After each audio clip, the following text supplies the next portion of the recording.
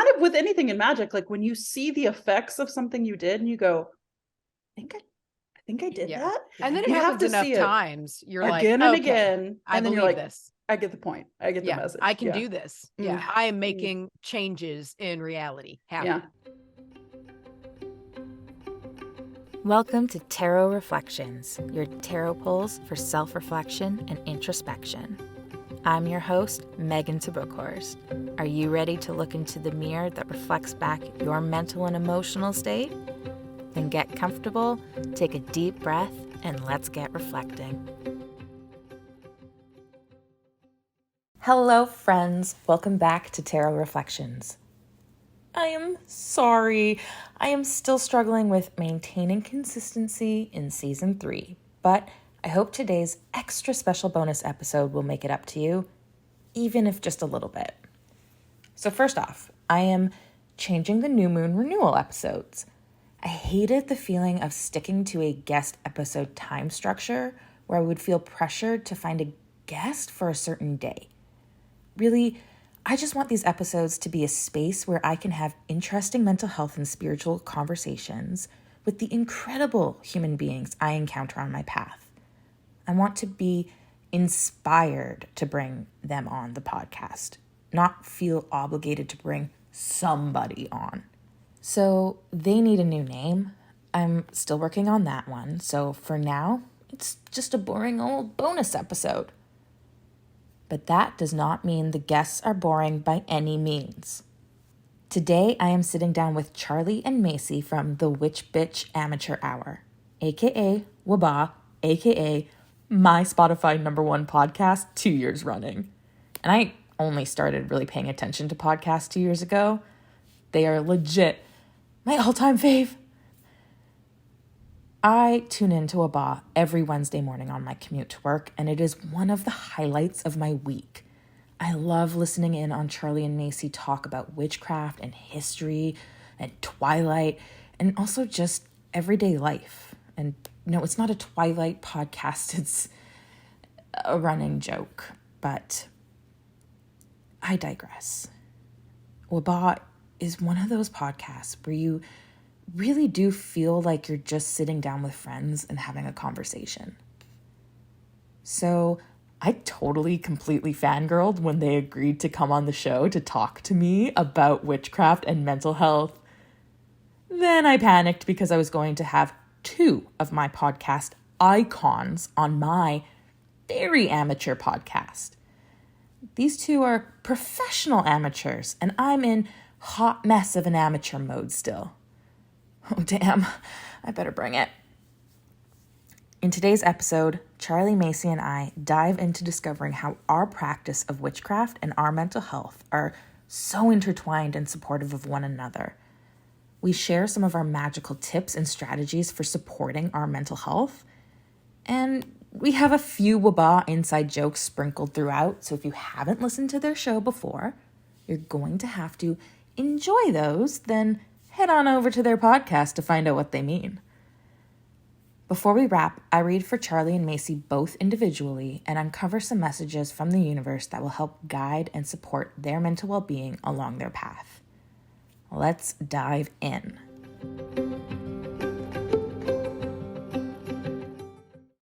Thank you so much for being here. This is the real thing now. Cool. Oh, we're going now. We're good to go now. Okay, We're going now. So just to give some background, would you mind sharing a little bit of your mental health journey in life so far, where you've been, any struggles you've had, any successes? Let's open your brain and see what's in there. Okay, Mace, do you want to go first? Well, how do we do this? Do we rock, paper, scissors? I'll go Flip first. a lighter Okay. and have 'Cause Macy you go asked. first. Macy, if you flip that I- lighter and win, you will win, though. Yeah. Actually, this is a good test to see if the curse exists outside of our own podcast. Okay, listen, I don't have a fun one. I don't have a fun one here with me today, but we've got logo, no logo, logo, no logo. What Logo's do you want? out. Logo's out, brother. So you want the logo. Logo up is you winning. Yeah. You won. Finally. Momentous occasion. I'm very relieved. I've borne witness to it. Yeah. You won. It happened. After this recording, everything just gets erased. It's just never happened. Wow. Knock on wood. Yeah. Sorry. Because that would happen. Yeah, okay, so I guess I like how I won the lighter flip, but I immediately got overtaken with nerves. Mental health is it's a big topic for me. I like to think of myself as like a super open about it, and like kind of I try to be a safe space for people to come and talk to if they're having issues, and I try to be as open as possible about my own stuff, because it helps for people to hear about it. And if you can see a little bit of yourself or things that you're going through in others, it can be really tremendously helpful. There are parts of my mental health journey that I have not spoken about on our podcast, just because, for no other reason than we've kind of toyed about doing like a whole episode on it. In itself, and it just has never really happened yet. So I feel like I'm holding on to that one in my back pocket. But like, yeah, I think if you're close to me, or if you've paid attention to things I've just sort of said at certain points, I have been diagnosed with obsessive compulsive disorder. So my mental health and kind of keeping that in check is a huge part of my day-to-day life. And sort of how it ties into my personal witchcraft journey is, and I was thinking about this, I was like struggling to think of ways that it doesn't, like, that my mental health is not either affecting or affected by my witchcraft journey, because I feel like everything that I do is to either, it's like one side is always helping the other side out.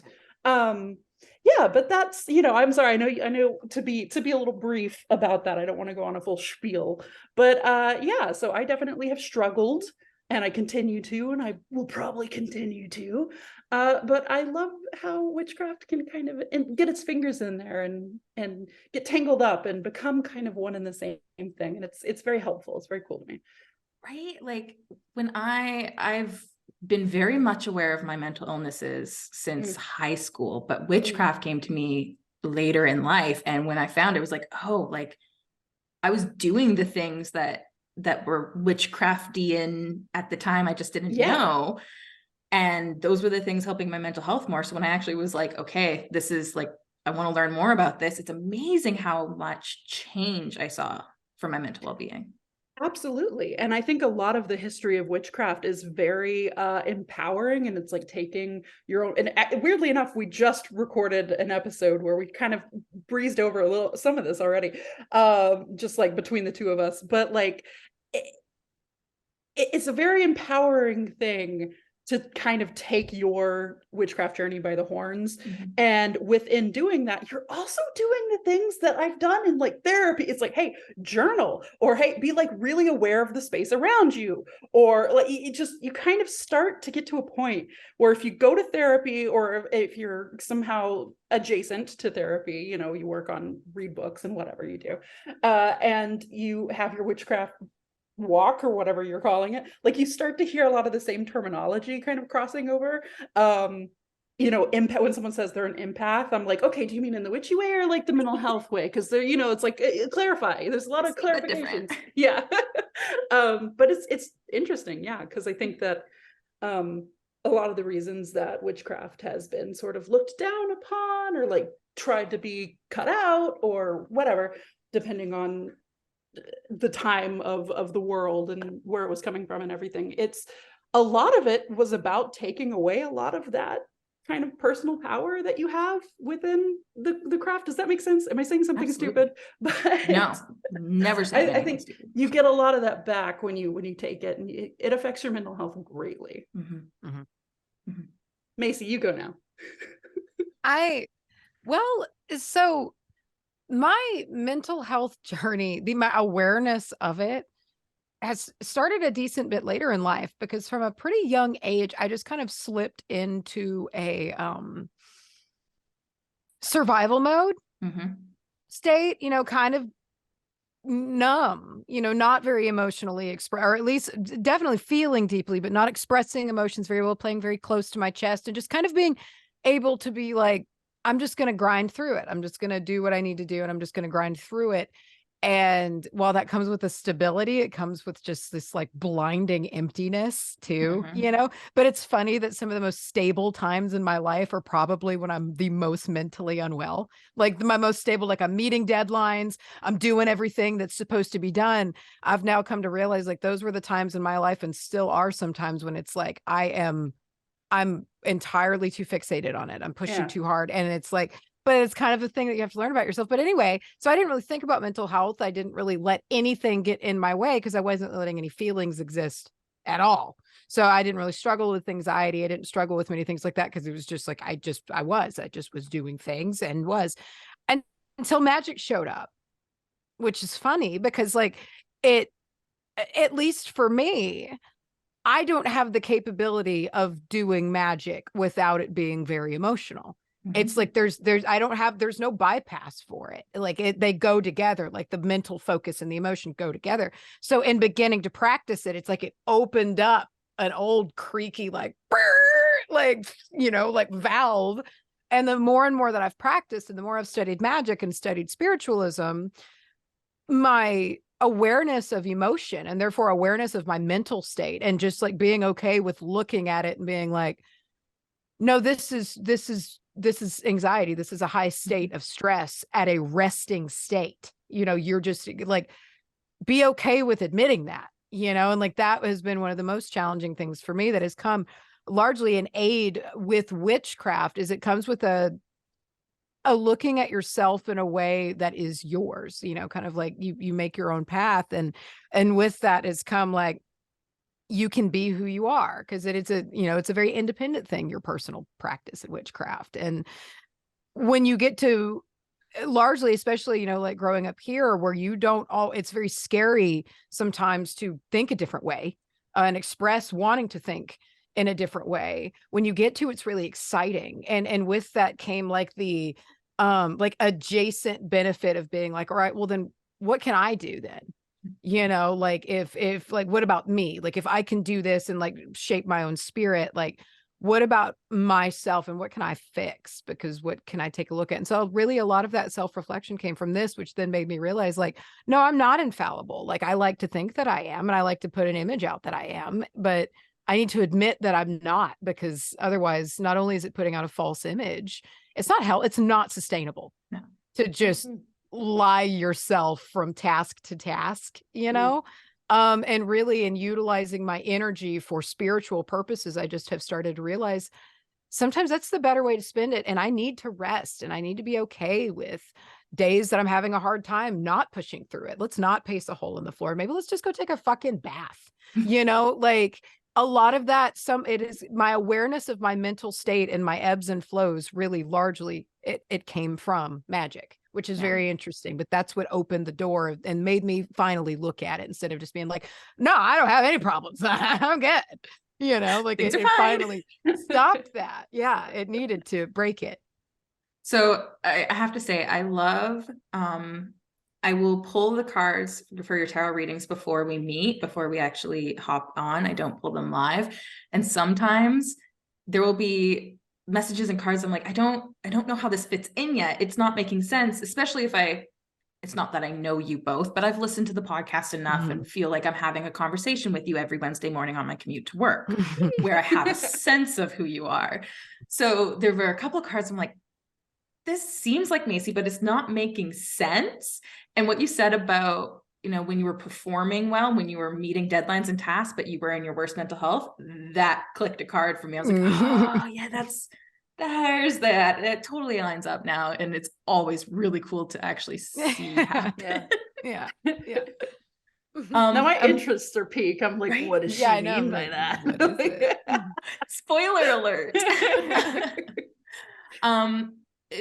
Throwing this out to you too, Macy, because you just finished yoga teacher training. You're starting your own virtual yoga platform. How has yoga sort of influenced that spiritual path and mental health aspect as well? Really big, because yoga and magic, oh man, they just pair together so good. Oh, they go together so good. And it again, a big part of yoga is that no, you are the magic. You are the magic. It's not that you're some small thing. You are of the source of everything. It is in you. Therefore, you are it.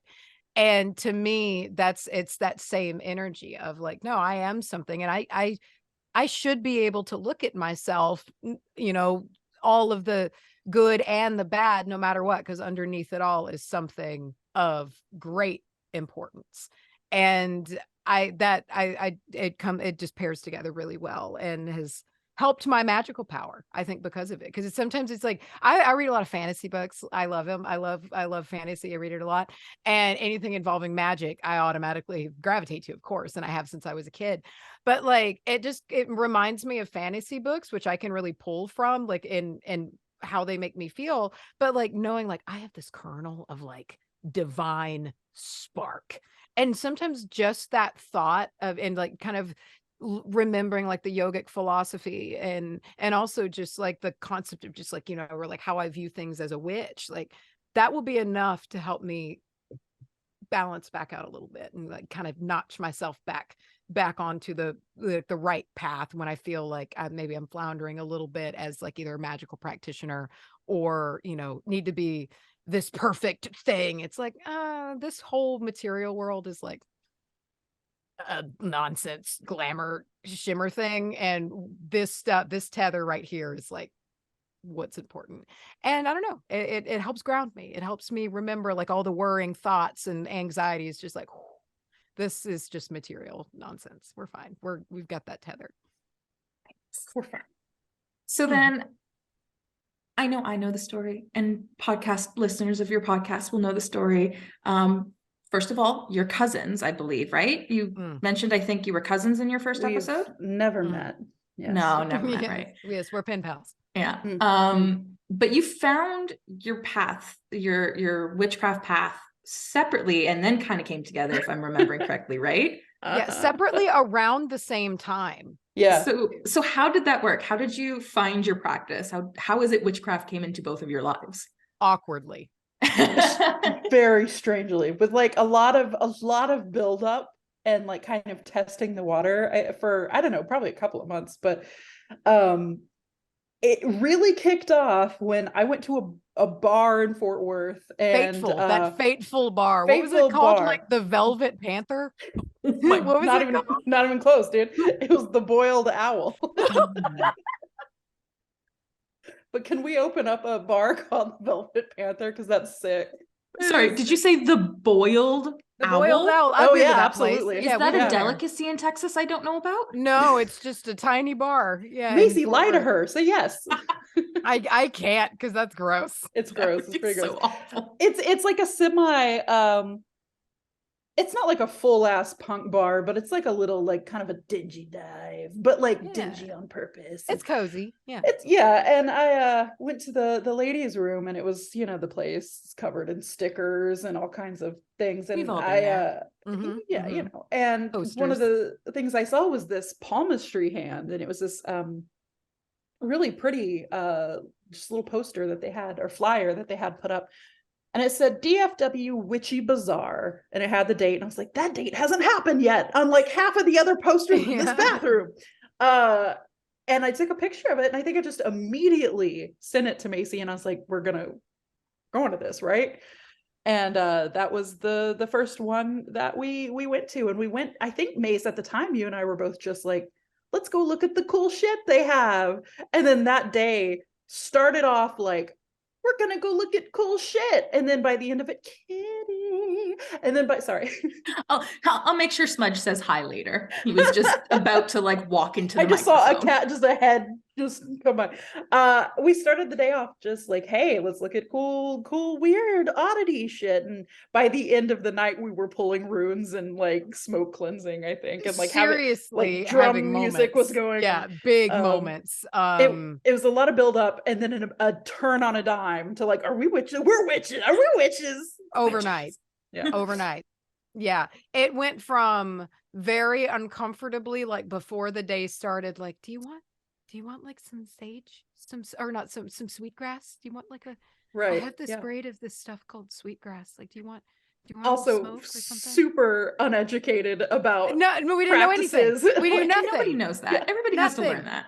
And yeah, and so I remember that, and then by the end of the night, it was just like I might as well have carved those runes out of my own spinal Yeah. cord. Yeah. I feel like we were hitting the ground, like making just like, do you feel these vibrations, dude? It was like You big know? time. And like I feel Yeah. like a lot of people remember what that's like when you first literally stumble upon the Yeah. moment for the first time and you're just like, whoa, what? Yeah. It's great. In my memory, the room was filled with like actual visible like swirls. Like I just remember it being this electric Stirring and shit up. but that's like our practice, I guess, beginning, or at least when we kind of started talking about it openly. And it had to be, God damn it, Mace, what, like a month and a half? It was so quickly after that we were like, we really rode that wave of obsession and excitement because we started the hyperfixation. podcast Yeah, like man. immediately. Well, because it's like as soon as those gates opened, I feel like we talked about it a lot. Every time we talked, we were like, "Oh, there's this other thing that you can." Oh And yeah, like, because there's so here's much this when you first herb, start and out. we were talking about it so much, now. so Yeah. much. And Mace just Marco Polo, the app that you talk on. I just feel like we get in the habit of saying Macy Marco'd me, and like everyone's like, "What the fuck does that mean?" But she sent me a video message one day and just said, "What, we're talking about this so much. Why don't we just like, you want to like do a podcast?" I was like, "Fuck yeah, let's do a podcast." And it happened. And we did, and it worked. And witches around the world thank you for it every week. Blows our minds, but I'm glad that y'all do. How is it? You've talked on it a bit, but when you started exploring witchcraft, how is it that your practice started to influence your mental health? Have you ever really been mindful about it? I know it's kind of one of the two in the same, both have to be connected. You know, I think that one of our earlier episodes, and I mean like top 5 maybe, we did one where we talked about energy vampires. Mm. And I think that's for me at least, that's kind of where it started, is this like being able to feel the vibes off of another person. And that whole and again, one of those early episodes, that's where I want to talk about my asthma comes from, where you know, we were talking about the concept of you kind of being surrounded in this funk. Your funk. Yeah. And I think that was the first, and I didn't quite make that click yet, that it was like, oh, can also be like mental health shit here. You know, if you're thinking all the bad things, you're going to form this gross like layer of fucking gunk around you. And that's like also the same thing. It, like Macy, we just recorded an episode and she was talking about negative self-talk, about how it's so easy to kind of get into that and have that just absolutely destroy you from the inside. So for me, it probably started with those kind of concepts, but I don't know when I officially like turned that key and unlocked my brain, was like, oh, this is also brain stuff. Yeah, because they do go hand in hand. And then really the first thing that I started dabbling in, another, I mean, it's yogic and mental health tool, was meditation. But I was doing it magically with like a magical vibe, because that magic is what brought me to meditation, because that was pre-yoga. And I came to it when I needed it so badly. I was just like in a spot that I needed to get out of. And I'd been trying, and it was like a job situation I'd been applying, and just shit was getting real weird there. And I was like, I gotta get out of here. And so it was just very stressful. And I remember I was doing all these meditations in the baths, and they were the first attempts really I'd done at any sort of like tapping into my own energy and, you know, energy manipulation and visualizing, like actually in a targeted way, visualizing and utilizing that. And so many weird things would happen. You know, I would summon all of this energy in like my hands, and there was yaks in there, this caribou for some reason. And I would have Has he come back at all? He's kind of changed shapes. Okay, I think we'll he is now. Yeah, he's different. I think he is the hawk. The hawk and he are one. It's just who I need in this moment in time. I think they're all the same spirit. And when I started, though, I think it was the caribou, because I needed that journey. I was going on that journey. You know, they're the longest migratory animal pathway in the world.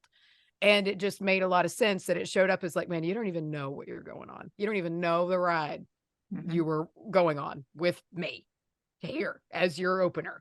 But just so, I would remember like just working on my energy centers and raising this energy in this state of just like visualizing it all. And then like placing the golden hands on my body and being like, like I had paddles, like feeling these physical responses to what I was doing in my mind. I was like, what is that? How do you do that? What is this? And so it came from Magick. And really that was I started kind of getting back in control of because I was so stressed and upset about what everything was going on and it's like where we were in that situation. And it helped me just kind of claw my way back into a stabilization point. And it came again. It started with Magick. What you're saying about meditation is totally, for me, it was things like journaling and meditation. I couldn't do those when they were just for my mental health. Like they just didn't click for me. Mm-hmm. But when I started doing journaling for my practice, and the first time I actually meditated, it was last Halloween, and it was my first time trying to do spirit work, followed by, I wonder what inspired that. I think it was Charlye who put out the how to work with spirit for kind of the first time. And so I did. And how'd that go? How'd it go? It's still, when you were speaking, Macy, about like feeling the energy, like I still sometimes I'm like, is that all in my head or is that like real, right? When you feel that energy kind of coursing through your body, when you're doing spell work, when you're doing magic, there's this little part of you that's like, nah, you're making that up. And I'm still struggling with that voice because I'm going to pull a line from Dumbledore here, so what if it's in your head? That doesn't make it any less real. Yes. Right. Yeah. I think that's true. Yeah. Right.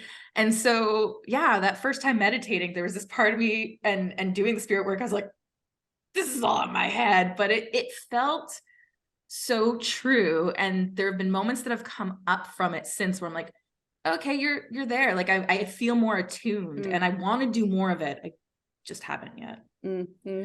No, it's that, I think it just comes with seeing those little moments where things kind of line up after the fact. I think it just takes like that happening again and again, kind of with anything in magic. Like when you see the effects of something you did and you go, I think I did that. And then it happens enough times. You're like, again and again. And then you're like, this. I get the point. I get the message. I can do this. Yeah. I am making changes in reality happen with my will. Yeah. I'm reaching into the fabric and twisting. It's incredible. Spirit work has also been just sort of that you bring it up. That's also been a really big one for me, sort of since the beginning of kind of tying witchcraft and mental health stuff together, because working with spirit is sort of like just talking to people, except it's a little more intimate because it's more like this, you're talking with your brains and not your mouth, so you can kind of feel their feelings and and so I feel like I've gotten to step into the mindset of several different people that way, and connect with ancestors, even like our known ancestors that have had really like deep struggles with mental health, and have since passed. I've had several encounters with, and it be this extremely emotional experience where you're sort of like, okay, this person has passed and they are spirit now, and you can talk to them about and kind of feel their feelings and stuff, but like, I don't know how this is going to sound, but it's like we have the ability and the resources and the open dialogue now to talk about it, whereas like this person didn't really. And it's like, living in a time where you might just get like locked away or like sent to like an island or something, so people don't have to look at you, because like these days now they're like, oh, you like, okay, we got to get here's some Lexapro, do some journaling, like let's figure this out. It's also scary because it's like, dude, what if you were born 50 years back? That would suck. Right. It's the same thing with me. I mean, I don't, on one side of the family, I'm a bit of the black sheep of the family, so I'm not super connected. I don't have much of a family tree history, but I do know on both sides of the family, there was a ton of mental illness, a ton of institutionalization, shock therapy, the whole thing. Oh yeah, that's the one. That's it was stuff. juicy. Yeah. And I imagine for ancestors, it must be kind of like they get to redo their mental health in a sense through us when we give them those opportunities. And now I'm realizing maybe I should leave out some of my antidepressants as an offering next time I do spirit work. Can you imagine? Holy shit. I've never thought about anything like Good that. idea. Blow their mind. Literally. Yeah. Yeah, shit. Oh, this is what it's supposed to feel like. Like, this is like definitely not like really quite the same vein, but like, can you imagine just being like, here's a Valium? Yeah. And just kind of just like, let me know. You heard of clozapam? Let's try this one out. To be fair, I often leave out cannabis as my offering. I was thinking Canada, about that. It's legal. Be like, here's a nug. There. Right. You know, yeah. Thank you, Canada. Texas. Yeah, sorry, I hate to rub it in. We got abortions too. Yeah. There's a lot of things y'all got. There's so many things that you have that we don't have that it's not Can even. we move there? Yeah, please come visit. I have a 1-bedroom apartment. Smudge will be your best friend. It. Yeah, but show up. In that vein, like there is a lot of people talk a lot about like getting in touch with ancestors and spirit and stuff like that, and working on generational trauma that has happened. Like, and that's again one of those terms that comes up in witchcraft, but also in therapy, that I think can kind of hold hands and work together. And I think that spirit very much gets us to kind of work through the things that they didn't or couldn't or whatever they need to do to kind of put them at wherever they need to be. I'm not dead, so I don't know how it works over on that side, but it's like, but you can also in a very real, tangible world way work on that trauma that, you know, we've got in a very different way, but different but similar. Different but the same. Yeah. Trauma's trauma, man. Hey, at some point it all just blends into one big trauma load of crap. Just one big glob of crap. I can't tell why I'm having what is this trauma response stemming from? It's one of 5 possible things. Let's deal with it. That's one of them. Should I write this down and figure it out, or just like do the catch-all meditation or something like, you know? So what are some go-to practices then that support your mental health? What are some magical tools and techniques you might use when you need a bit of a mental health boost? Baths for me, always have been, always will be. I need a bath. I'm also a very dry person. I have very dry skin. It's like, it's also just like nourishing my body. And even when you look from an Ayurvedic perspective, which is also magical as hell, and it's all about energy and the elements, and it's just amazing. It's like, if you are someone who has the doshic makeup that I do, which is Vata, I'm dry. I'm made of wind and ether primarily. I need to sit in some water, not only to just rehydrate my body, but also sit in a pool of emotion and not just be learn how to feel feelings. You know, it's a very interesting practice. And so that's another thing that can come, you know, there's so many different practices you can get involved in that involve metaphysics, you know, that are a system of medicine. You know, it's the oldest system of medicine in the world, Ayurveda. And so you just don't know what you're going to stumble across. And I remember just coming across that in yoga school. I was like, this is just one more layer that I didn't even know that I needed, but I needed so badly. But baths are big. And also I do try to, and really one that has come from Ayurveda is I try to help myself with food, as much as I can, you know, intentionally cooking, adding ingredients that will help with X, Y, and Z. Because that's a practical thing that I can do. And sometimes I don't have room for metaphysical work, but I do cook usually every day or most days. And it's like, if I'm going to be cooking anyway, maybe I can at least put some thought into this. And even if I don't, this is something we were talking about on our episode again, that we did today. A lot of this is a very timely, accidental ad that happened with our episode. But thank you, universe. Yeah, it really just kind of worked out that I was like, oh shit. And sometimes you don't have it in you to be like, I charge this item of this to do this, but it's like, sometimes, you know what? I know that XYZ is in here. They have these properties. I'm helping because they have these properties. I'm putting them in my body. I'm eating it. I'm infused with it. Done. We did it. I did something. And that's sometimes all I've got. And that's a good step. And so really, I work with my physical body to help bring I'm always in tune with my physical body. That's something that's always existed with me. So that's where I run back to when I feel that my mental state might be getting a little shambly. I run back to my physical body. I'm like, take a bath. We're going to, you know, we're going to feed ourselves good. We're going to do and then it's like, usually once I take care of that, I'm like, all right, let's think, let's try to breathe, let's try to come back down to earth. And of course, grounding. It's essentially all forms of grounding in different ways.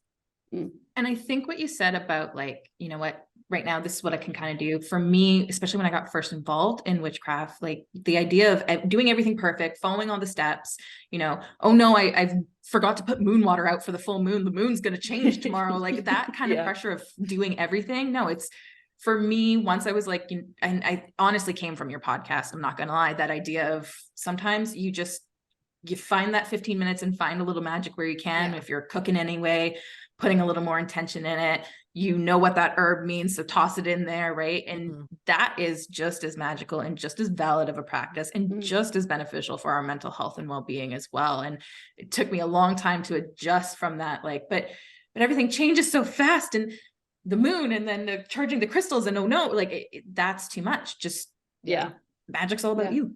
Well, and I think when you start out, you think that it's all like literally like, I think that at least again, we talked about this, like you have a vision in your mind when you start out and it can be a bit grandiose. And so it's like those little mundane moments of just being like, I need to ground, you know what? Fuck it. Where's the salt? That's what's in the soup tonight. Like that still counts, but because it's so mundane compared to like being in like robes, you know, casting a circle. That you're just like, well, that's bullshit. That's not magic, but it is absolutely still magic. So now I have to ask, and sorry, Macy, I do have to ask this before I forget. Does Hunter ever go, soup's a little salty, you feeling the need to ground? No. So he's so funny. He is very acutely aware of most things that I do. He doesn't ask questions anymore. As an observer. Yeah, he does. He just, at this point, things happen. He's fine with the knocks and the weird ghosts that move through the house. It will just happen. And like the most recent time it happened, I don't even remember, something like absolutely disappeared and reappeared in a spot we checked 1,000 times. Like, it's not even a question. It's not, we know for a fact, we know it. And I mean, it appeared again, and he looked at it for a long time, and he like looked at me, this place, I mean, it's the most obvious place in the world that it could have been. And he was just like, we've got ghosts. And I was like, I know. I know. It's come a long way. But that is one of the joys of just living magically after a while. It's amazing what you get used to. You get used to so much. Yeah. And again, like we had just said earlier, dude, like I swear our last podcast and this one are gonna tie in, just like, but like you can't, it gets to the point where it's hard to have just this non-magical, like mundane conversation with somebody, because you'll catch yourself saying things that you just normally wouldn't have, I guess, before you kind of really got deep into this. You know, even I've been talking to people and I've had it in my mind. I'm like, okay, they're not like into this, you know, let's be like sensitive. I'm not going to blow them away with like, I'm a witch and I do witchcraft. But like, we'll be talking and I'll just like casually forget, and I'll just be like, oh, you know, well, I was feeling like my crown needed to and then you just like, I mean, I needed to like, you know, you try to rephrase, but it's hard. You get so used to it that you just start chunking these words out to people who are like, stop. What? Yeah. And just things that you've seen and things that you do, like Charlye and me every now and again, like, you know, if we're in group settings or whatnot, or talking, even like some things that we'll bring up on the podcast, be like, remember when XYZ happened? And it's like the most weird fucking thing that you only do when you're professional podcasting witches that travel to weird places. You know, it's just like, but I don't know. You have to, the suspended sense of belief and the increased sense of wonder required to be a witch, I think, is just overall a healthy thing. I do. It was for me. I needed it. I needed the whimsy increase. Something awful. Bad. Something awful. I love that. So Charlye, I want to make sure I hear from you. What are some of your go-to practices or tools that you use? Well, I kind of wanted to touch on what y'all were talking about the like sort of sometimes when you don't have it in you to do the charging and do the blessing and do the full meal deal, do the full thing, kind of knowing what you have and what it can do and sort of allowing it to take care of you. I think that allowing things to take care where they can is a big, is a big thing, whether that is letting this ingredient, letting the salt ground you because you know that salt has that grounding property, or it is, maybe it's in people, like could be in other people, like allowing them to kind of help. I struggle with that. I struggle with the help from other people aspect, but it's a huge part of mental health. We are social creatures, and every time I hear that, I'm kind of like, bleh, but sometimes you have to take that step back and allow the people to help in whatever way they can. Sometimes it's just listening and talking things through. And so I think that that's something that I'm trying to work on. But spoiler alert, that comes up in your reading too. Shit. I'm so excited. That's so fucking cool when that happens, dude. I'm so excited. It makes me so happy every time. God, I had more, but that just blew the shit out of my head, man. No, it wasn't anything game changing, I'm sure. But journaling. I think I was gonna harp on journaling for a little bit, which is one of those things that you hear. And if you're I don't know, maybe not everybody, but like some people, you hear journaling and you're like, okay, yeah, whatever, I'll do it. I know, and then I get end up it. not Journaling. doing it. Okay, I've sure. Straight up told therapists, I'm not going to journal for you. Exactly. Yeah, it's because there's something about it, and I think I was thinking about it earlier today, and I was like, I think in some people, perhaps it's the idea of sitting down and reliving something. Or maybe it's just the time it takes to like say, I don't know, but I just rather would speak it. I don't like the act of sitting and writing. Well, see, the thing is, I like to sit, and I do better if I speak, and I speak and what say things out loud. Yeah, is you can't reflect upon it. Yeah, but I cannot tell you how often I pace around my house and speak my thoughts into necessarily true, brother. Listen, you have to find the method of journaling that works for you. If it's opening your voice notes on your phone and talking into it, or doing voice to text to do that. I there have been days where I could not put my thoughts together enough to make notes for the episode, where I just open voice to text and I just word vomit. And by the end of it, I have something I can structure. For myself, journaling these days, sometimes it is this big thing where it's like, dear diary, today I did, or what the fuck ever. But like now, my journaling is because I am in sort of a place of like thin and or stretched mental health as of late, and it's important. It's important to talk about that when it happens, and it's normal and blah, blah, blah. But right now, all I have the capacity for is a 3-bullet system. Every night I try to open my phone and I have 3 bullets. It's what did I do today that improved my situation? What am I proud of today? And what am I excited for? That's it. And sometimes it's one word, and sometimes what did I do to improve my situation? Sometimes that's fucking blank, because I'm like, I don't know if I can answer that. Like, I brushed my teeth. I kept breathing. Yeah, sometimes really truthfully. And sometimes in the moment you're like, I'm not going to write that because that feels shitty. And I feel because journaling brings out almost the worst in me sometimes. And that's why I hate to do it. Because I hate these questions that are kind of leading, like, how are you a good person? Or, the worksheets you get, Oh God, if I got asked that question. I see, the thing is, my answer would be like, I'm fucking sick. I'm sorry, I'm cussing too much on your podcast. I'm not. Let me tell you about every bad thing I've ever done. I'm a bad person. But that's why journaling kind of sucks for me anyway, is because I immediately want to go to that crappy place, and then I'm in a crappy mood, and then all of that. So I think finding the way that works for you is paramount. And was the topic of my last podcast episode. Hey, stolen a little from yours, now you've stolen from mine. We did it. Did it on purpose, brother. And I'd do it again. So why is it you think, and again, we've touched on these things, but sometimes golden nuggets come out anyway. So why is it that witchcraft or spiritual practices can be so incredibly beneficial to our mental health? And this is completely unresearched and only personal opinion, far better for our mental health, far better for our mental health than, say, organized religion. I think there are a couple of reasons. I think one, the choice is yours. Yeah. And 2, it's not fear-based. Yeah. I think that what you run into a lot of the time with certain organized religions is that it's rooted in fear, and it's also rooted in a sense of kind of cleaving, othering. We are this, they are that, therefore we should be afraid of them. And I think that magic sets that free when you come to be a witch, because it's something like we kind of discussed earlier. It's yours. It belongs to you. It belongs to nobody else. And you can shape it, make it, do whatever you want with it. And it's not often in life, for a lot of us to be told that, that there's something in your life that you have complete control, shaping ability, and agency over. Yeah. And I just think that can be incredibly empowering and can help kind of, it at least made me feel that I could do something. It was an extra layer of influence and understanding I gained to myself that came with it.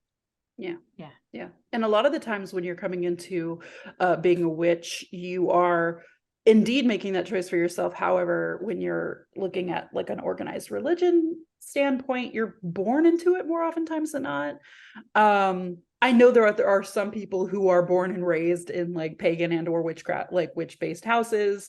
But that aside, I feel like it's usually more of that personal choice to be like, I'm gonna do this.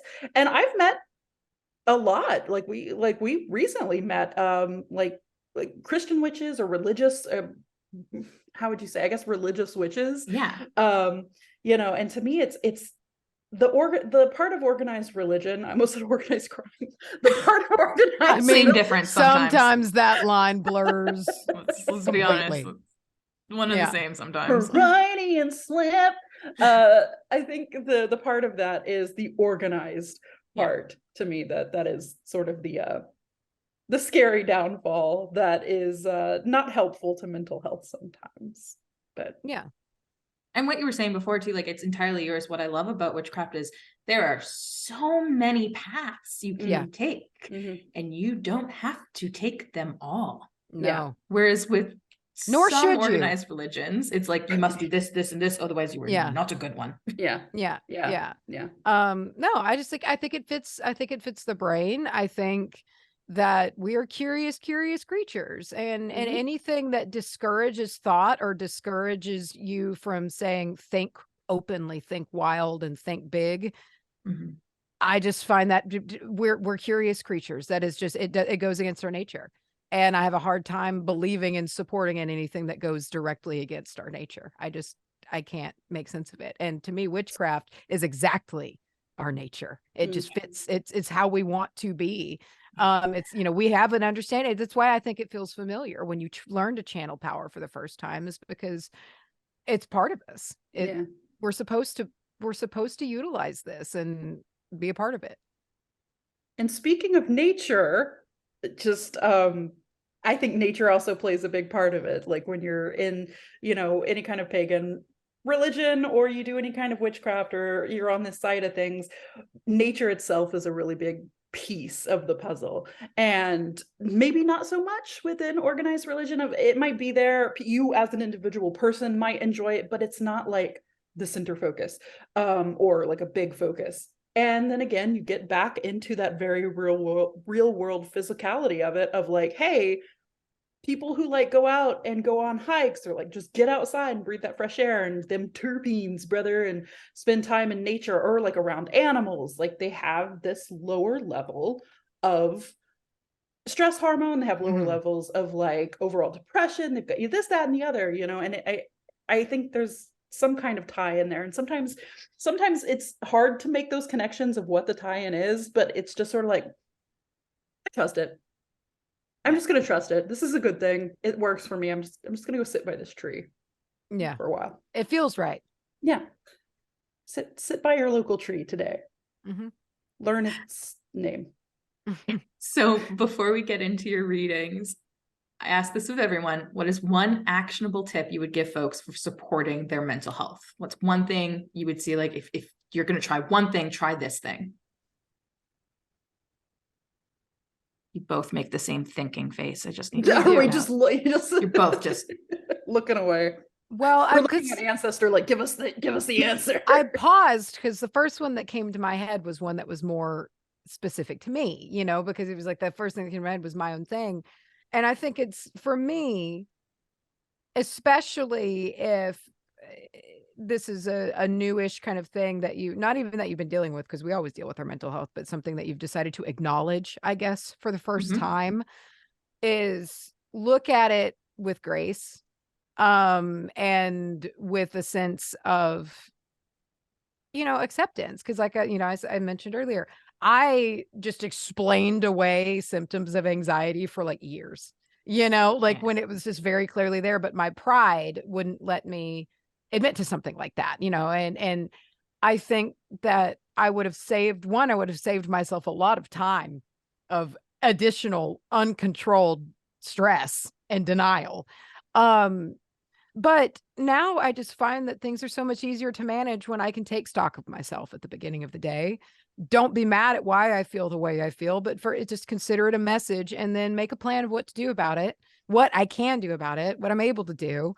And I just think gentle awareness is what I would recommend. Gentle awareness. Like, it's good to be aware you need to look in with yourself. And that's not to say that you don't need to perhaps direct and nudge yourself out of that space, but you can just take it in and understand it and be like, okay, so this is how we feel today, instead of being like negative about it. It's only going to make things worse to shovel shit on a shit situation. Yeah.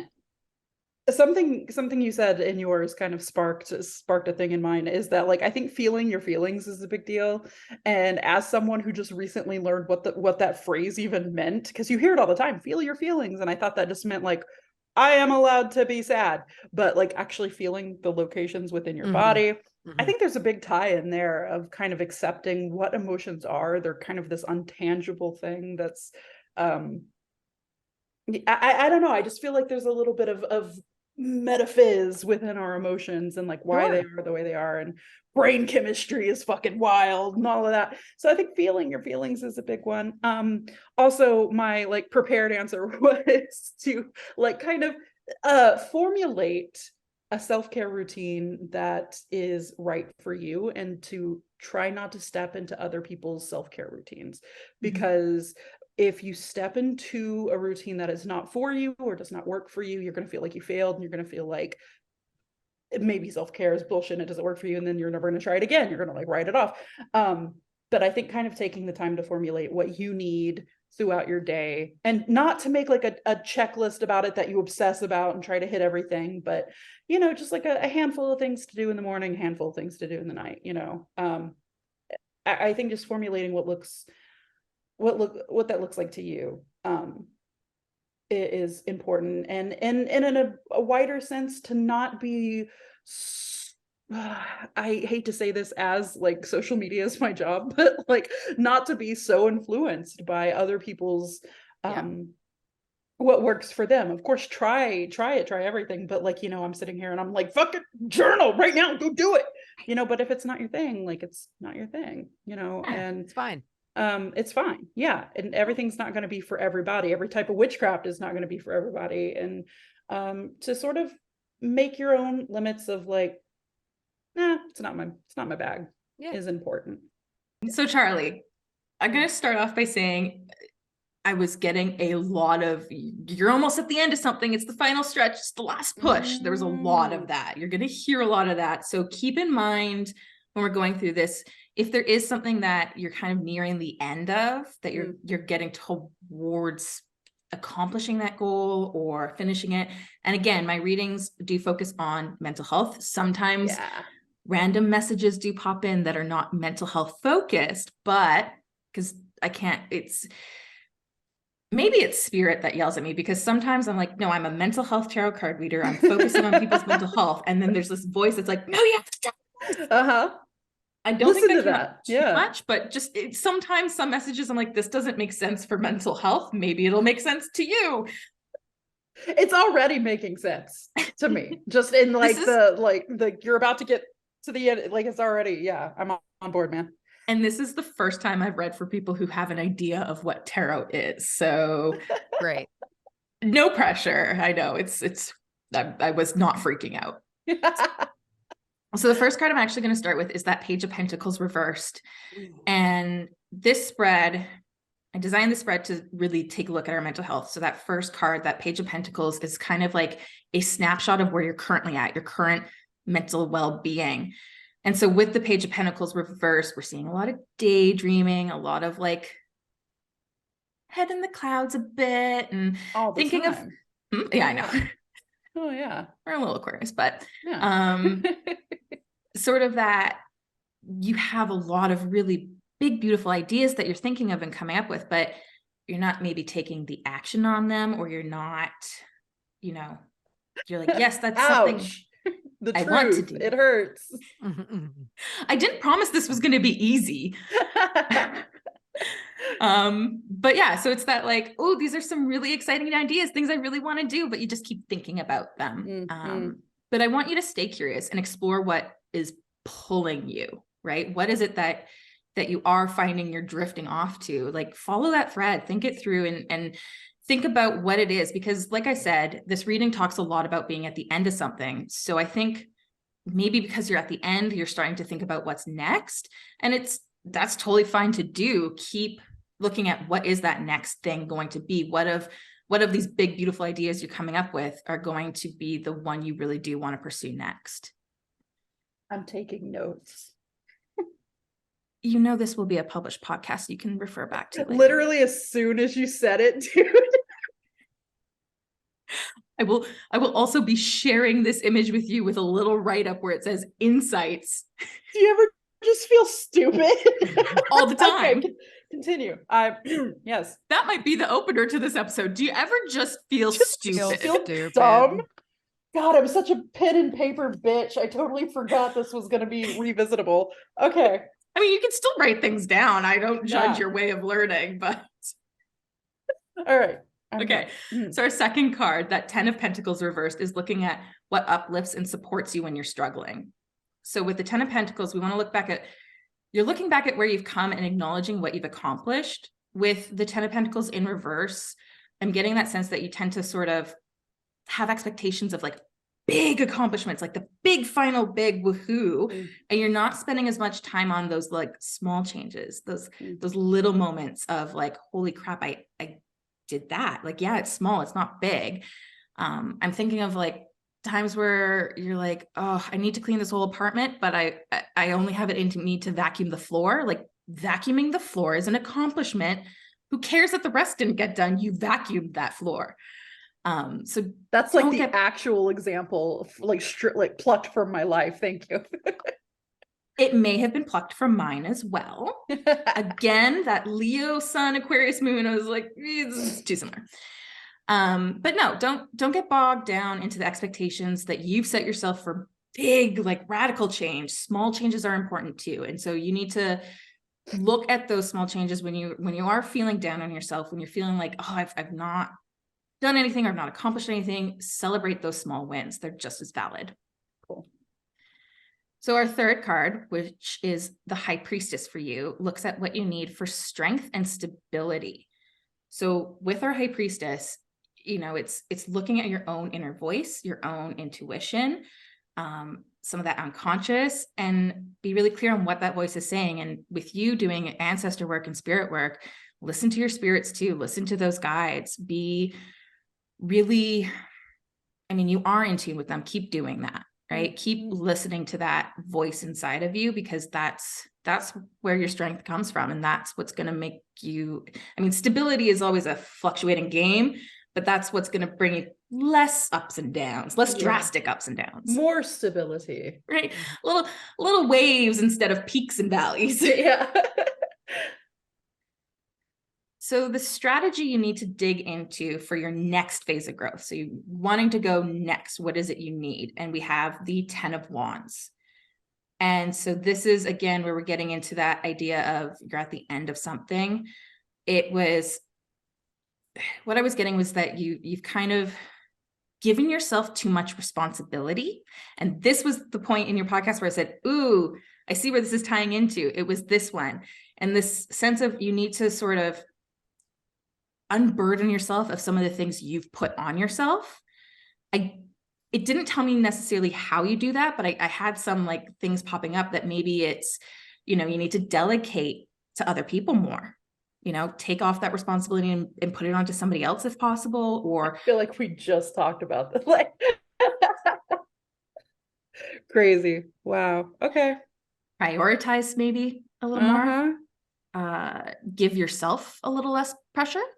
I know it's hard to actually do, but when we were talking about those moments when you just like get totally reminded that all of this is real, I'm having one of those right now. Okay, that brings me so much joy, because when I was doing your reading, and it's amazing because we're like, what, halfway through your reading?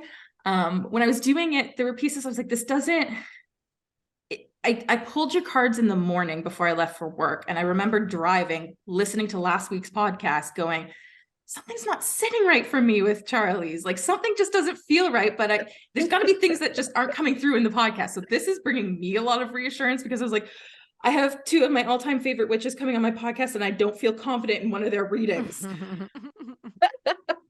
Well, so far, 10 out of 10, my God.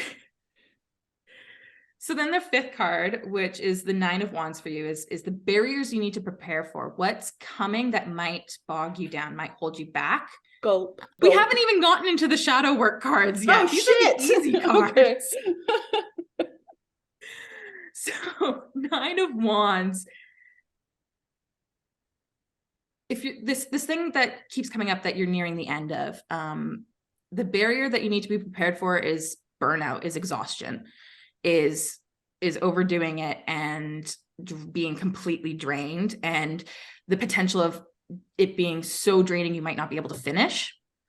So it's looking at how can you readjust how you're doing things to sort of compensate for that potential burnout coming your way. What is it that needs to be shifted, delegated, prioritized, not your responsibility, that will help ease that?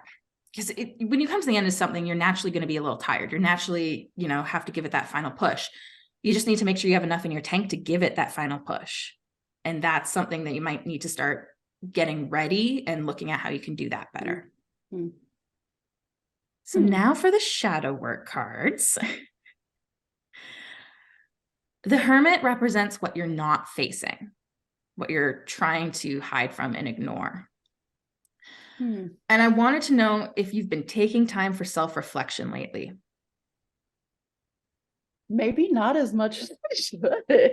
Now that you mention it. Now that I mention it, maybe, time to focus. You might be focusing so much on this thing that you're coming to the end of, but not taking some time for yourself, not having some solo time, not giving yourself the space to look inward and contemplate your own anything, all of that stuff we were talking about before for your mental health, and being in touch with your intuition and finding what's true for you.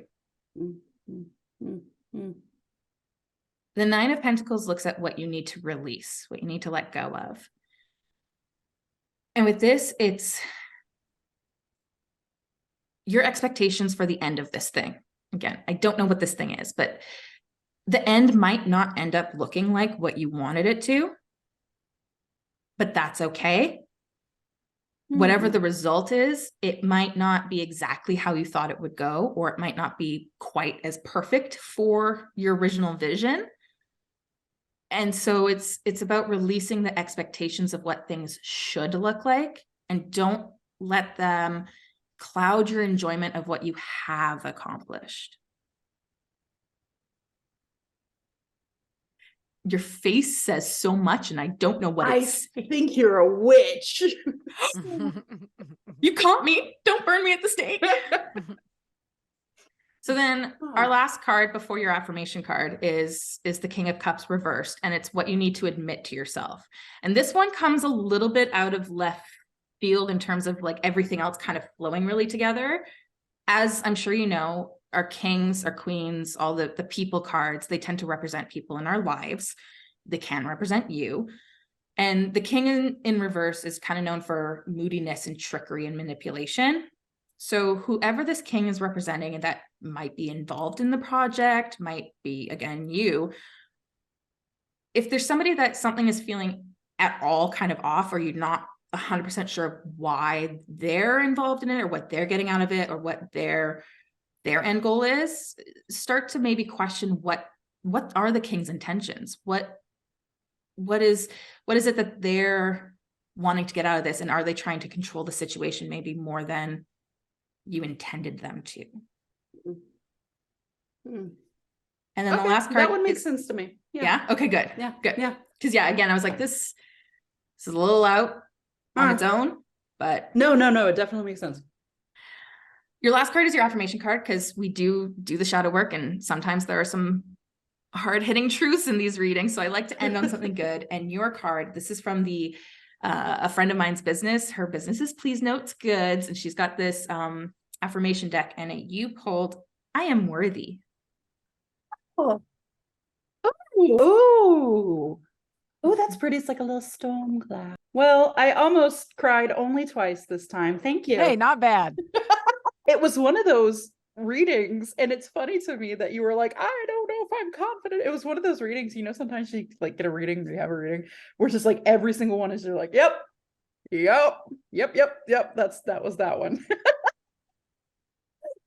Okay, I'm without like going into detail of every single one, that hit on quite a few different levels of like just shit, in life right now. So that was extremely insightful. Thank you.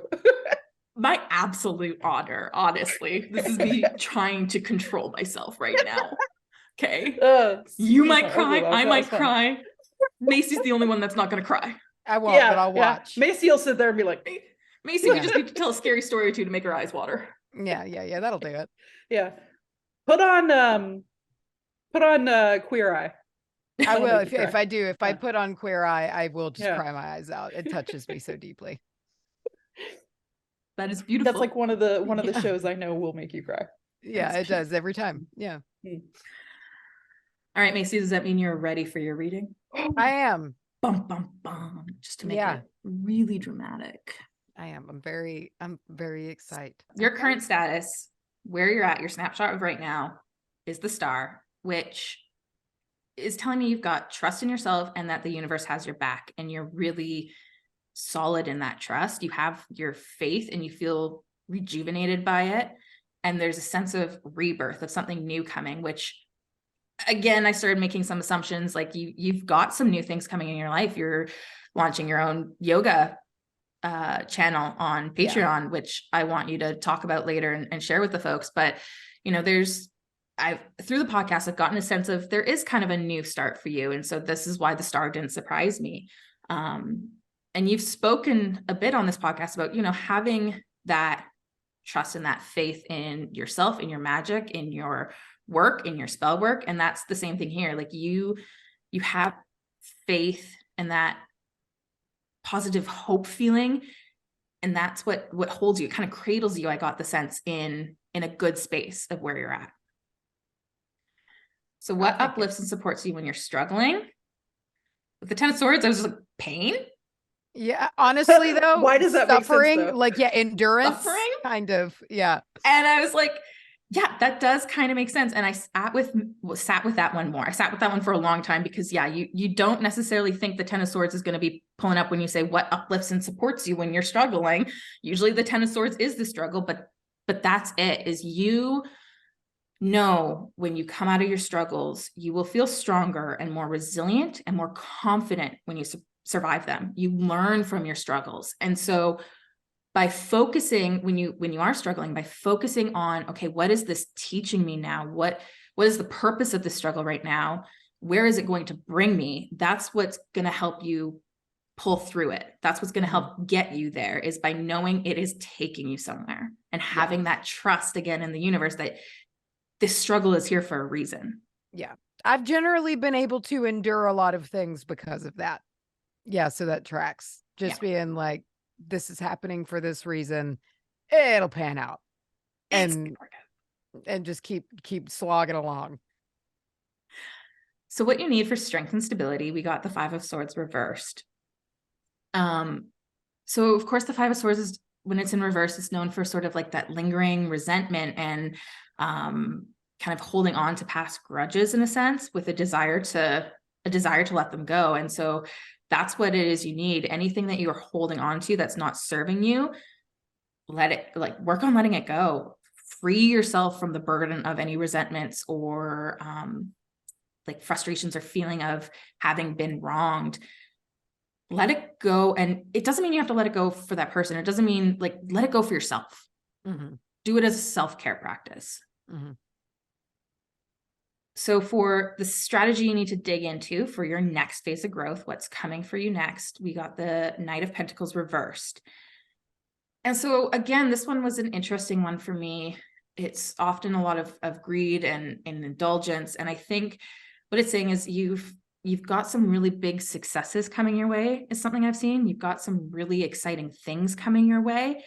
And it's important to, the more you succeed, the idea is that, like, more temptation will come. Different opportunities will be presented to you the more you succeed, but it's important that you don't stray from your higher calling, your path, your purpose, and not let any unnecessary indulgences that might be offered, that might seem a little too good to be true, take you away from where you're going. That makes sense. It's all them Capricorn placements, my guy. It is also me to see avenues and be like, I can do something with that, until I've got 40 different avenues and I am just a scrap of a soul left. Yeah. I want to go there. I want to go there. I want to go. Yeah. No. Like, so it's the same thing of looking at lots of very exciting and shiny things, shiny little coins. Focus on the coins you're here to cultivate. Okay. So the barriers you need to prepare for comes with the Emperor. And when I went, ooh, spoiler alert, here's where this card comes into play. When you were saying that your mental health was worse when you were meeting deadlines, it's that control and structure and that very rigid formality, that office life is what I was thinking of how you've talked on the podcast about when you were working in an office and that really didn't work for you. That is a barrier for you, is when things are too structured, there's too much authority. Authority is a barrier for you. I do not like it. No, that rings very clearly. I'm gonna say, which is no judgment. Like, that's absolutely the way, and I think that's part of your power. So the barrier of somebody maybe trying to assert some more structure on you or assert some more authority, and again, maybe that's coming from one of the shiny little temptations that could come your way. That would create a barrier for you. So rather than letting some sort of authority figure or some sort of structure and control hold you back, it's the idea of you can learn from the wisdom of the Emperor, but make it your own. Don't let them dictate the how. Listen to what they've got, maybe see what you can pull from it that benefits you, but make it your own. Okay. I like that. Yeah. So what you're not facing. Take it and steal it. Take it and steal it and flip it. Boom, exactly. Flip it. You're like, thank you for this golden nugget. It is mine now, and I'm changing it. So with what you're not facing, we pulled the Strength reversed. You are ready for this next stage of growth. And that comes with a lot of vulnerability.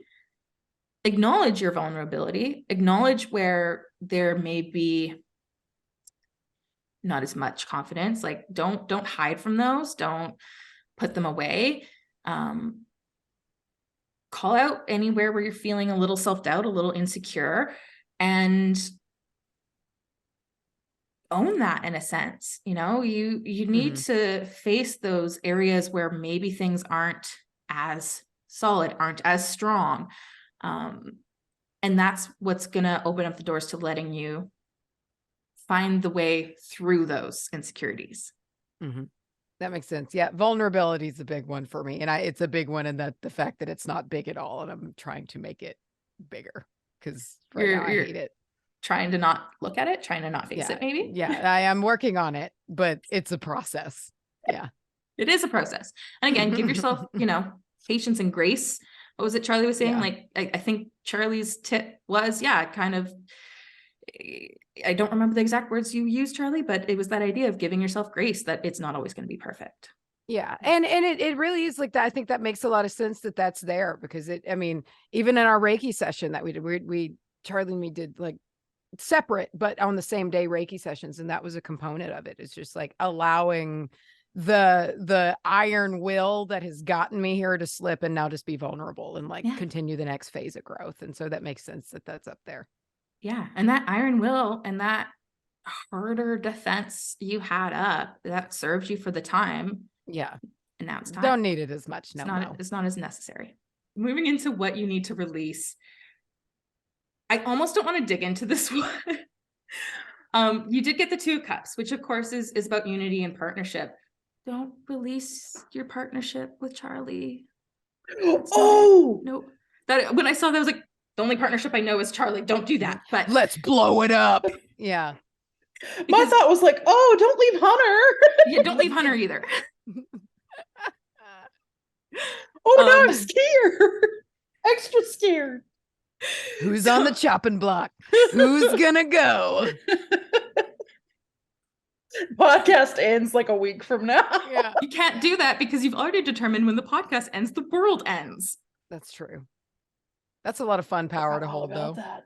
Oh shit, we have a duty, Macy. We do have a duty. The partnership I'm not okay with you releasing is your podcast partnership.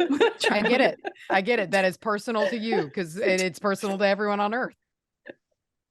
No, okay. In all seriousness, because yes, I did what I pulled. I was like, no, I was tempted to pull another card. So tempted. You could have. Just lie. Never known. Just don't look at that. My integrity wouldn't let me. I get it. I understand. I do. Stupid universe kept saying no. But no, so there's partnership can mean a lot of things. I was too panicked to dig into that message more. So I'm gonna That's really funny. Leave you with I'll it. ruminate. Yeah, ruminate on a partnership, a unity, a joining that maybe has served its purpose. I'm gonna 100% message you after this, Macy, and just be like, are we good? Do we need to talk? Are we gonna break up? Are we okay? 100% it's coming. The coven is gonna come after me for this. The good thing is that I'm gonna have to ruminate on this card because I am actually not sure yet. There's no glaring obvious answer to this. So I'm okay with that. I'll have to just sit and kind of think about it. And that's the other thing I love about tarot readings too, is sometimes you're like, this doesn't make sense right now. And then a few weeks later, you're like, yeah. Spirit works on a different timeline. Maybe it just hasn't had, they just don't know yet. Yeah. Or maybe it is me and you're lying. The coven is gonna come after me. I don't like the way you laughed at that. That's Macy's there's a kernel of truth laugh. We're panicking. Okay. So yeah, sit on that one. It wasn't very strong for me. Like that's literally all I got from it. I know I said I didn't dig into it more, but I also pulled yours in the morning. If universe wanted me to dig into it more, it would have yelled at me like it did with Charlie's. So okay. Hey, I get it. And then what you need to admit to yourself. We've got the Knight of Wands. So it's that sense of, it's time to take action and be a little fearless with what you've got going on. Again, admit your vulnerabilities, but go through it and go for it anyway. Just don't be too brash or impulsive or unrealistic. Keep your head on you, but pursue that adventure. It is time. You, again, as pulled through, like you were on I'm going to use the word precipice. That's too big of a word for me. You are on the precipice of something absolutely incredible and amazing. Go for it. Just be smart about going for it. Sure. Okay. Fair. And then your affirmation card is your podcast. No, that I blow up WBAH. Kill Charlie. Sorry. Nobody's gonna want to buy my tarot card reading now. I'm sorry. Just kidding. I'm cutting that part out. Okay. I can manifest all that I desire. Lynn, I like that. I agree with it. I love that card too. Yeah, I do too. That's sweet. Cool. Wow. I like it. My Nifty. God. Yeah. Very neat. I appreciated that. I enjoyed that. And it very interestingly actually correlated pretty well with the Reiki session that I had. Interesting. Yeah. Quite a bit in message. Well, I'm really excited to see where you take it then. Yeah. Because I'll be following. I'm an obsessive stalker, if you haven't figured that out already. Okay. I Well, clearly know way too much about you both. you I'm can't in your not. If you've listened to backyard. the show, you already know more about us than a lot of our family does. So, Oh yeah, for sure. Ooh. yeah, I mean, you know everything. Thank you. That was very interesting. That's given me a lot to think about. I'm gonna have to sleep on it and kind of that's how tarot readings are for me. Any sort of divination reading that someone does for me is that it's like it takes me a couple days to let it sink in. To marinate. Yeah, I'm always a cool customer in receiving it. Yeah. And then I take it with me and See, I always am like, oh shit, I'm always blown away by how dead on it is that I have to remember to take the lesson part from it too. So I have to like that's what the part like in the moment, it's just like acknowledgement of what I'm going through. And then like 3 days later, I'm like, oh, I'm also supposed to be doing something about it. Yeah. Yeah. Wow. All right. Wow. So before we wrap up, tell the people what you got going on, where they can find you. Let the hordes of fans I don't have know. They can find us if they want. On any platform that has a podcast on it. You search the Witch Bitch Amateur Hour. We're there. We'll pop up. You type in W for Winnebago. Oh, don't do it. And there's like 250 fucking episodes over there or something like that. Yeah. There's a whole bunch. Don't start at the beginning. Don't start at the beginning, please. Start at work the your way backwards. Actually, no. Listen to or a at least few. Maybe start at episode like 150 or something and come listen to a few moderns. I listened to I think a year's worth of when it was published episodes, then go back to the beginning because it makes it extra fun. That makes sense. That makes sense. I can approve of that. Sweat. I hate for our first impression though, for sometimes to be those early ones because I'm like, oh, there's so many layers of not good episode. But hey, it works, I guess. It's part of the process. That's what we're here to do. Instagram, Witch Bitch Amateur Hour. That's there. It's the only one that's right. You can send us an email. WBAHpodcast@gmail.com. I don't know why you'd want to, but you can if you want to. I did. Do that. Yeah, there you go. If you need to send us an email, WBAHpodcast@gmail.com. Boom. Macy, what's your yoga information? That's on Patreon. We too are on a Patreon, but that is on Patreon, and it is Macy and I yoga. We do a class every week, and then we study yogic philosophy in a separate podcast form every single Friday. And then there's little bonuses, little videos here every couple of weeks teaching different parts of yoga and different things like that. So that's going on, and we're going on a tour in like 3 weeks. Yeah. To the are you love how we're just like putting all of this here at the end? I'm just waiting for you to talk about your Facebook so I can sing "No Bitch in Facebook." Oh yeah, we got a Facebook. That's a logical segue. Yeah. Witch Amateur Hour. No Bitch on Facebook. There it is. I twitch the strims. I stream the Twitch. I do the Sims for online. You can watch me. Twitch.tv/Charlye_ with a Y.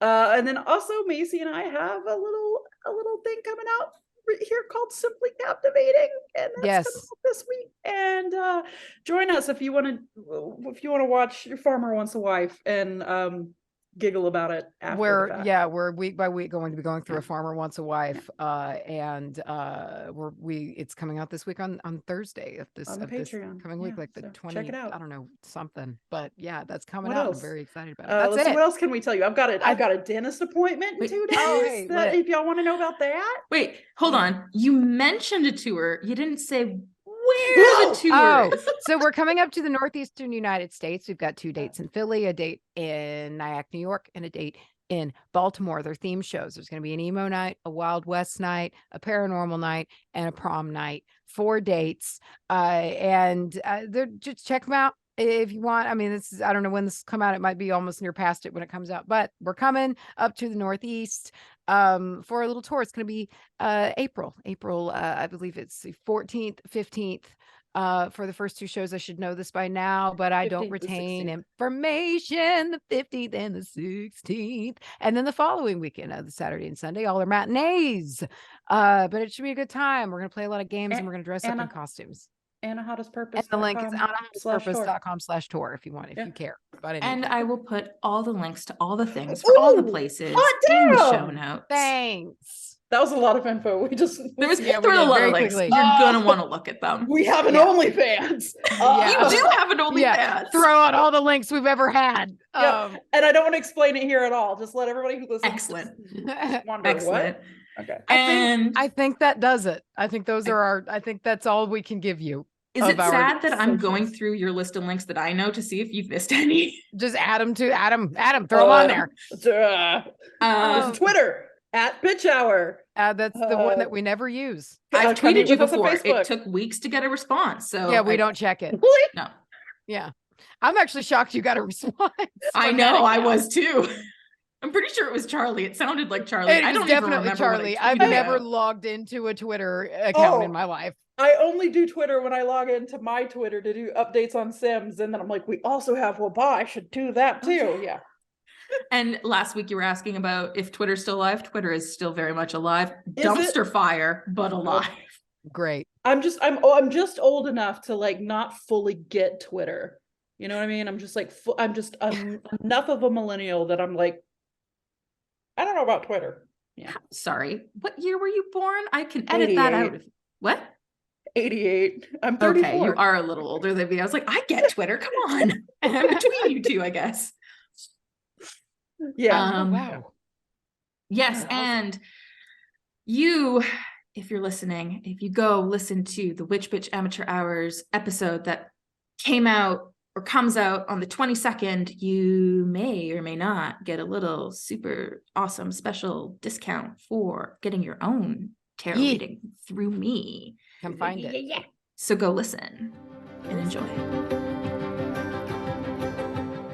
I hope you enjoyed today's conversation. I hope it brought you new insights and wisdoms and maybe even opened up some curiosities for some of you.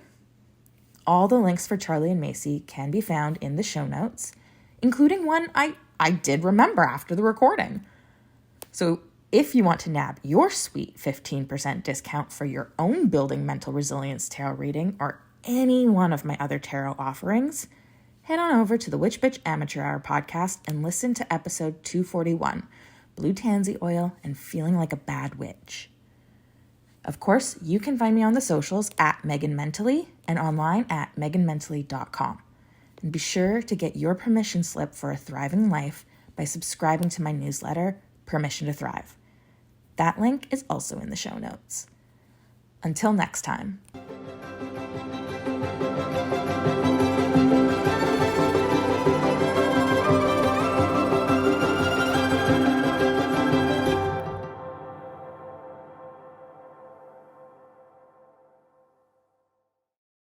It says reading for your name, the Hermit, and then Page of Pentacles in reverse. Thank you for pointing out that your name. Forgot that part. I didn't even process it. I just read it. I didn't either. I didn't even register it. That should say Charlie. Okay, good. Okay.